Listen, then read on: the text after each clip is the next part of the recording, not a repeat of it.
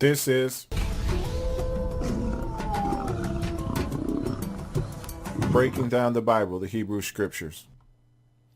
Okay, guys, so basically, I see some questions and I'm trying to get things going on today for you. And today's Hebrew question and answer, as far as breaking down the Bible, of course, we have to use some scriptures at first, is Halloween. Okay. I know some of you are converting over from Christianity to being a Hebrew Israelite. That's understandable. But sometimes you're going to have to take the initiative to look some of this stuff up. You need to understand that a lot of things that are out there are just simply pagan. It has no direct meaning to the Most High. Okay? So that's why some of the text that I use in some of my teaching comes from the King James Version, and it has those words there so you can look at them and then go back and look them up as far as the etymology. So take this on for example. Halloween or Halloween. Here I have in front of you is a witch or craft, a jack-o'-lantern or pumpkin, and it has trick or treat on it. Listen, this world confederates against you. That's also in the book. They rather trick you than treat you. This is why it's important for you to learn certain aspects of what's going on in your life. It's just that simple. If you go down to the bottom, it says All Saints Days, All Hallows Eve. What you're about to learn, what you're about to hear, is a simple peek behind the history of Halloween. So make sure you pay attention and come back and listen several times if you need to. This stuff right here is on the internet because back in the day it was in a book. All they did was put their variations from a book onto a server or computer and made it available to you, known as the internet, through computers. Look up some of this stuff. Some of it is out there on the internet. Some of them are in books. But you got to take the initiative. Alright, with that being said, let's get started.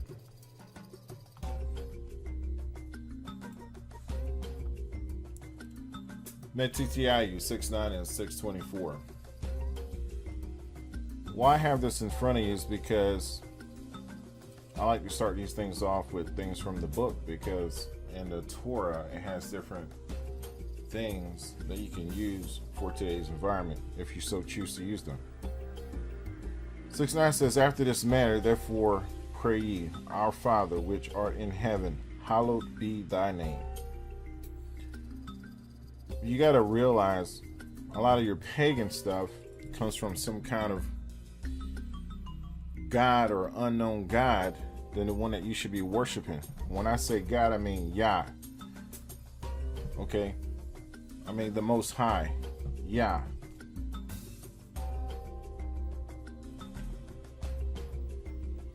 You got to realize what you're saying out there. You got to realize what you're doing. You're accountable for your actions.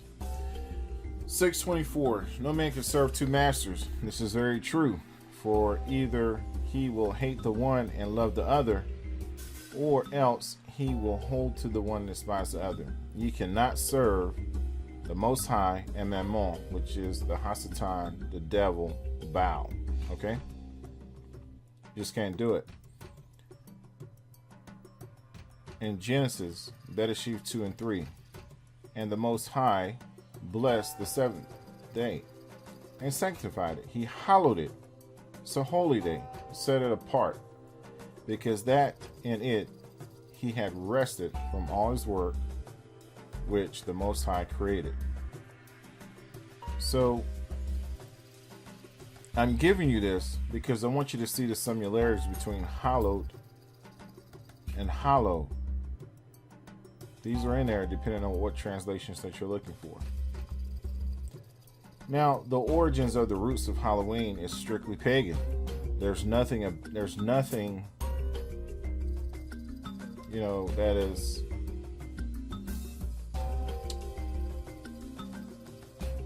worth looking at that says that you can use this for your own benefit. Nothing at all. It's just strictly pagan. There's nothing spiritual about it unless there are bad spirits that you want to use. You're serving a pagan god. This is the Day of the Dead, where they come up out of the ground, and this is what they believed. And then they put it into a celebration, and then later on they turn it into some commercialized events where you're suiting up like Spider-Man and Batman in different costumes, and they make it fun. But the etymology and the base behind it is strictly pagan and other gods' worships. So if you're practicing Hebrew or being a Hebrew Israelite or Yahudim, then there's no reason why you should be practicing or playing with Halloween. I just told you can't serve two masters. Now with the roots, let's get started on the slide here. The two medieval celebrations were between the Celts or the Celtic festival of Samhain and the Christian holiday and All Saints' Day. Now if you're Hebrew, game is over. Right there alone should have told you this is not what you should be doing at all, because it says the Christian holiday of All Saints' Day. We know most of the things that Christians do are all pagan and they don't follow the Torah. So you should not be doing this. No matter how cute somebody look in a costume, they're giving their time and energy towards this pagan celebration. Now, Samhain is Gaelic for summer's end, and it marks what has loosely been labeled the Celtic New Year, one of the many festivals of the year, celebrated starting on October 31st, and then it went through November the 1st. Today, as this being done, is November 1st, 2018. So this was a mark of your original Halloween, was November the 1st. So you can go back and see how they were transitioning from October 31st to November the 1st, or they just carried it right through from October 31st to November the 1st. And it was believed the dead arose for that one night. There it goes right there. That's exactly what it was. Because you practice things in the evening until evening back in those days. Now you have the mornings and nights and mornings and nights. So these guys did celebrations different back then. Now, when we get to the other celebration called All Saints' Day in honors of the Catholic saints, the Roman Catholic Church calls this the solemnity of all saints. So this type of honor celebrated to the festivals of Halloween gave the holiday its name. So All Saints' Day became the true name of Halloween. It was later converted. They were going with their time, their flow. Now, if you look at Halloween as a directed derivation of All Saints' Day, the word hallows in Old English means the feast of the saints. Now, in the early, around sometime that period of 18th century, it was a Scottish variant of All Hallows Even. Okay, I'll say it again. All Hallows Even. The word even meaning evening. So now you have Halloween, and then which they took the V, and it was later dropped, and currently calling it now Halloween, and that played around into its current spelling up until the 20th century. So now that's how you're getting the word Halloween. So think about it. These are the pagan roots of this word. And if you still don't get it, go back and look at this slide and go back and look it up. Now, looking at this Halloween, now that you know that what Halloween came from, we go into just a little bit of breaking it down, the words itself. Now remember in the other slides I was telling you how the Most High hallowed certain things. He sanctified it. Some of it was holy. He set it apart. Now you know what hallowed is. Hallow, then you know what ween is, which means evening. So Halloween here, as on this slide, says that the evening of October 31st, the eve of All Saints. Now remember the All Saints Day, All Hallows Eve, you remember what it means, observed especially by children in costumes who solicit treats, often by threatening minor pranks. This is the current definition of Halloween. But yet it's a worship of Baal, Satan, Mammon, the Hasatan, what you might call today the devil. It's evil in nature. Hallow. This is the word hallow. Now the Most High hallowed something, right? But here is a clear definition: to make holy, sanctify, consecrate, to honor as holy, consider sacred, venerate, to holy a battlefield, to hallow a battlefield. So think about that.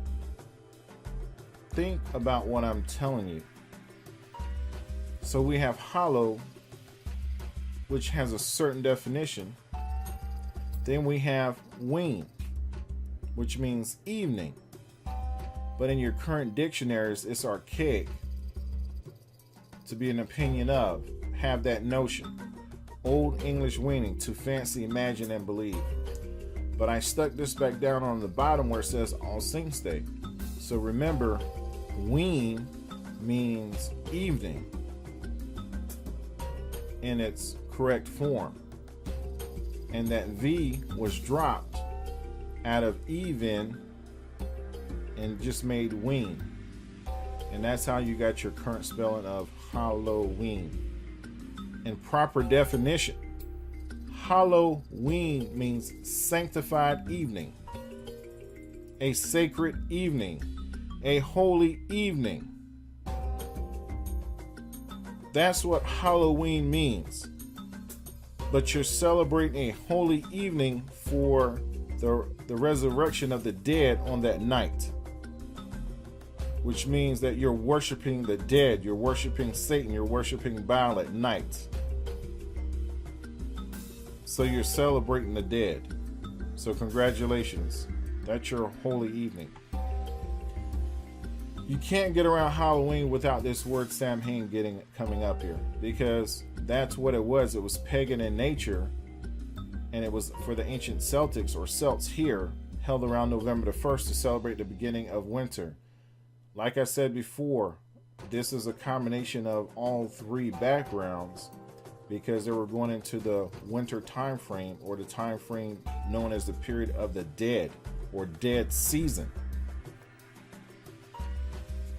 Halloween marks dead season going into dead season.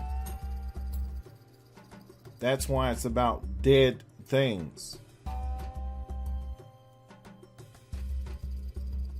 A lot of you don't even know that when you're entering into the dead season, things stop growing, things stop flourishing, they start dying out, and they become, very scrawny like the trees. They lose their leaves. These sorts of things. So you got to realize, how in the world could you come to like a New Year's and claim there's a new year when there should be something new about that year? If you got 4 seasons, you tell me what season bring on newness of life. That brings back a new year. That was your proper new year. That's another story. Matter of fact, go back and look at this channel. Go back and look at the Officer Wolfline channel and look up New Year's and see what it's all about. Moving on. Jack-o'-lanterns. Pumpkins. Other than pumpkin pie and what it represents, no. You're carving things into a lantern because of its history. Now, jack-o'-lanterns in its history was normally, the word jack was a general term for boy back in the I believe it was around the 16th century. And the rightful ownership of that would be your British, because they're saying that they used it first, and then they have the original use of that phrase, jack-o'-lantern, or jack-o'-lantern, and some people say here in English. So, and right after the 16th century, I believe in the 17th century, they referred to it as some kind of night watchman, in which they literally carried around a lantern. But also, it was nicknamed for like wetlands, peat bogs, and it was mistaken that sometimes be fairies or ghosts, because if you were so far off, the lights would flicker and it would look like something totally different than a lantern. And then you have those, ghost stories and all these different things that started to stir up. Even something called the foolish fire or the friar's lantern. But these things, when you're far off, looks really weird, and conjure up thoughts in your conscious mind to think different things, and then you got all these type of tales that just go out. So that was the beginning and the origin of this thing called jack-o'-lantern, or this pumpkin lantern. But there's I believe back in the 1800s, I believe there was a young boys who'd hollow out the inside of the gourd. They would gourd it out to spook people out. And then on top of this, they have something in the Irish legend back in the day for this jack-o'-lantern name. There was a fellow by the name of Jack. He thought he had tricked the devil, and then I believe the devil said he had the last laugh, condemning Jack to an eternal wandering the planet for an ember hellfire for light. But this stuff was brought to the United States through immigrants. These tales, these stories, this process for the jack-o'-lantern, and then it became custom throughout North of America. So this is where the pumpkins come in, because back then they used a different type of lantern platform. So the Halloween decorations, and eventually became the product of choice by using it for marketing capability, one, and then two, to produce the story. And this is how you got your jack-o'-lanterns, or your pumpkin lanterns, so to speak. Okay, with that being said, moving on, because a lot of you got to realize you got to start looking at some of the history behind these things that you're doing, because a lot of times you don't know, but you won't go look it up. It's not always going to be given to you. Okay, so let's look at blackface. The reason why I'm putting this in here is because you have a lady by the name of Megyn Kelly on October 23rd, during that Halloween spew, indicating blackface was okay when she was a little kid, and she's only 47. So she should have known better, because people of color are sensitive to this. But Delian Heist, Big Minstrel Jubilee, this picture alone is located in the United States Library of Congress. And it shows him going from what you so-called whiteface, which is really not white, into what you call so-called blackface. So there's a sensitive history behind this. During these minstrel shows, if you're not familiar with blackface, it was just characters of what you call so-called Caucasian people that would put on a dark paint to mimic the slaves back in the day from being captured, and to really demoralize them and to demean them in certain aspects. And this is definitely during the Jim Crow period, especially in the 1830s and the 1845s. But some of the performers that were, one of the things that is particularly stated in New York, that these so-called white performers would put on these black faces and entertain those who would come and see them. And they would mock these men of color and women of color by putting these dark faces on and big lips, and then sometimes even wearing different noses, and ears. So think about this. You're already enslaved. You're already being beat, whipped, killed, robbed, and murdered. And then they take it as a form of entertainment and they put it on stage where everybody comes around, and then you're mocked for being who and what you are while you're being killed, pillaged, robbed, and murdered. And also, this also was popular at the end of the Civil War. But a lot of you don't know that. Some of those very iconic actors, including Shirley Temple, Julie Garland, and Mickey Rooney, put on as or don the blackface so they can connect with the minstrel performances so they can get more popularity and amusement, because blackface for racial parody was big back then. So like they were donning on blackface, so-called, you as a Hebrew warrior need to be donning on and putting the cloak on of the Most High's word. You need to be donning on the intelligence factor of the Most High's word. You should be studying, showing yourselves approved. There's nothing funny about decimating, robbing, killing, and murdering a people who in the book of Deuteronomy, chapter 28, was hard-headed, stiff-necked people and would not keep that contract. But these people right here that they're emulating are those people. They are the Yahudims. If you're in the King James Version, they're known as Jews of the book.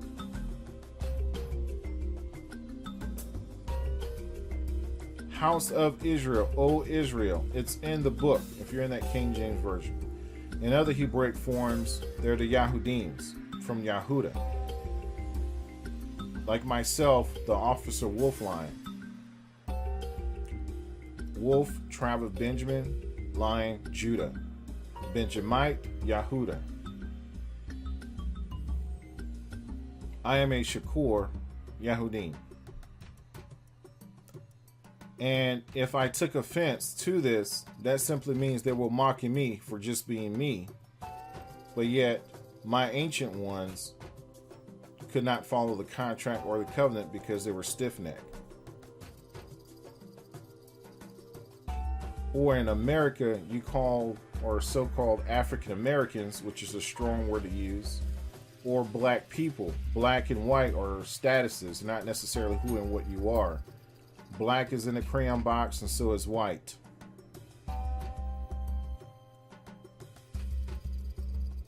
African American wasn't pushed until 1985 through the Jesse Jackson phrase portion when he was trying to become a president. African, Afro-American. African, Scipio Africanus, go look him up. Roman, Greek, general, or Grecian. Still part of Rome. Where do you think the Italians came from? Amerigo Vespucci, Turtle Island, better known as the United States, North America. So if that's how America got its name, from Amerigo Vespucci, and then you got the other part from General Scipio Africanus. That's how Africa was named. So how can you be part of two Roman Greeks or two Grecians?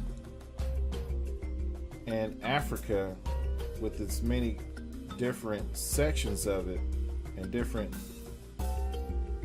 countries in there and territories, how in the world are you going to know where you came from? In the book of Jeremiah, it states that you were torn from your history if you didn't follow those rules of that covenant. Go look it up. I'm not going to give it to you. Go look it up. In addition, what are you doing to further your education in this manner.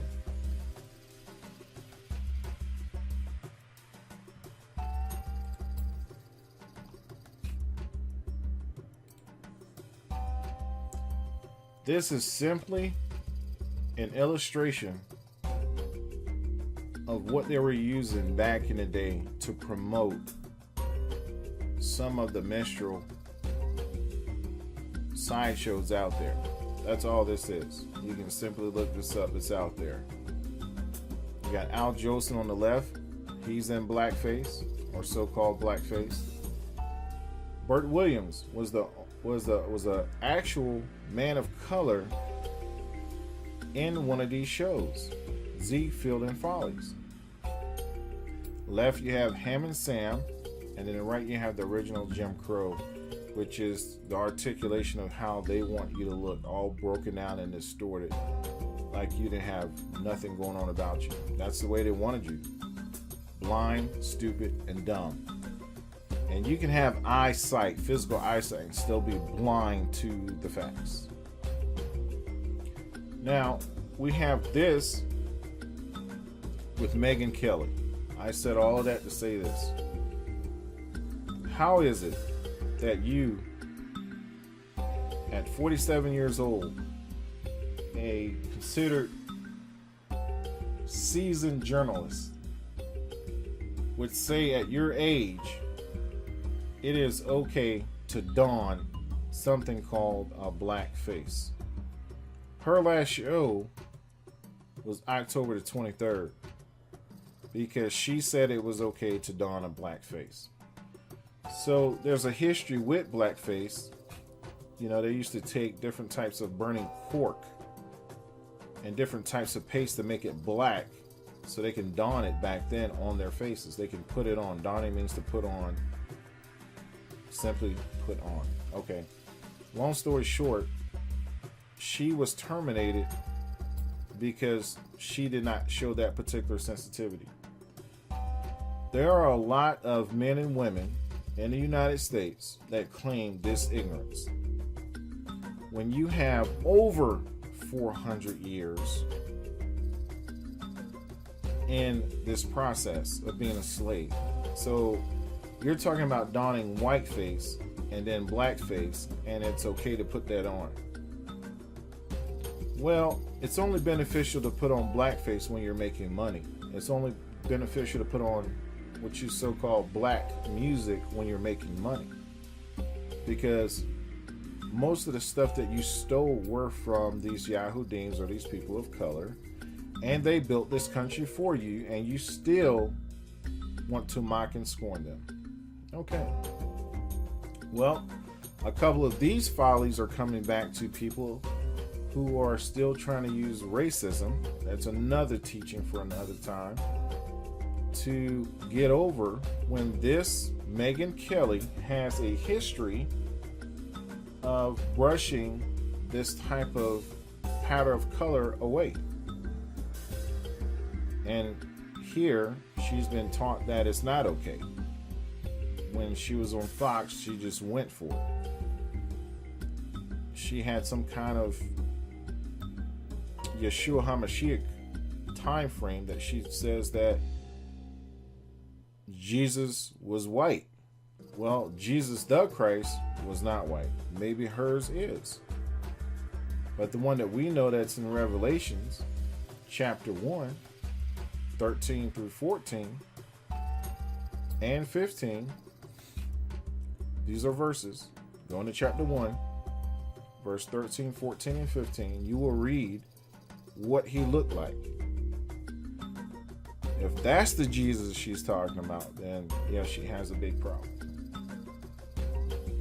But I put this up here to show you that it doesn't matter who and what you are in today's environment. You still need to know.